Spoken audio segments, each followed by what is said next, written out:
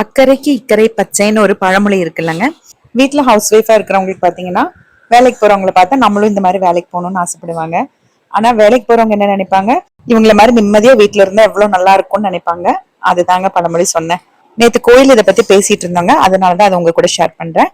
காலையில பிரேக்ஃபாஸ்ட் பாத்தீங்கன்னா சம்பா ரவை உப்புமா பண்ணிருக்காங்க. அதுக்கு தொட்டுக்கறதுக்கெல்லாம் எதுவும் பண்ண மாட்டேன். சம்பா ரவை உப்புமாக்கு தயிர் இருந்தா யூஸ் பண்ணிக்குவோம், அப்படி இல்லைன்னா வாழைப்பழங்க கூட கொஞ்சம் சாதம் மீந்திருந்துச்சு, அது தண்ணி ஊத்தி வச்சிருந்தேன், அது பழைய சாதமா கரைச்சாச்சு. அது போக எப்பயும் போல ரைஸ் வச்சாச்சுங்க.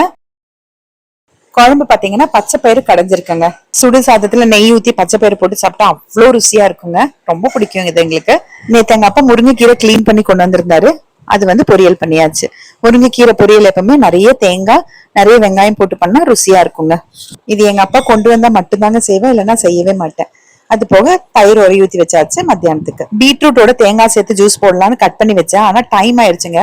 அப்படியே மிக்சி ஜாரோட ஃப்ரிட்ஜ்ல வச்சுட்டு போயிட்டேன். ஈவினிங் வந்துதான் அதை ஜூஸ் போட்டு ஆளுக்கு ஒரு டம்ளர் குடிச்சிட்டோம். எல்லா ஜூஸ் இருக்க மாதிரி வீடியோ இன்னைக்கு நான் அப்லோட் பண்ணிடுவேங்க. நைட்டுக்கு என்ன பண்ணலாம்னு யோசிக்கும் போது, நேத்து பச்சை வரையும் கத்திரிக்காயும் போட்டு வச்ச குழம்பு கொஞ்சமா ஒரு கரண்டி அளவுக்கு மீந்திருந்தது. கப்ல ஊத்தி ஃப்ரிட்ஜ்ல இருந்தது. அது நேத்து மத்தியானமே ஃப்ரிட்ஜ்ல வச்சுட்டாங்க சாப்பிட்டுட்டு. அது போக இன்னைக்கு பச்சை பயிறு பண்ணதும் கொஞ்சம் ஃப்ரிட்ஜ்ல இருந்தது. ரெண்டும் எடுத்து சூடு பண்ணியாச்சு. இதை ரெண்டு தீக்கணும்னா என்ன பண்ணலாம்னு யோசிக்கும் போதுதான் சப்பாத்தி பண்ணலாம்னு தோணுச்சு. ஆனா கண்டிப்பா இந்த ரெண்டுமே இந்த சப்பாத்திக்கு நமக்கு பத்தாது இல்லைங்களா?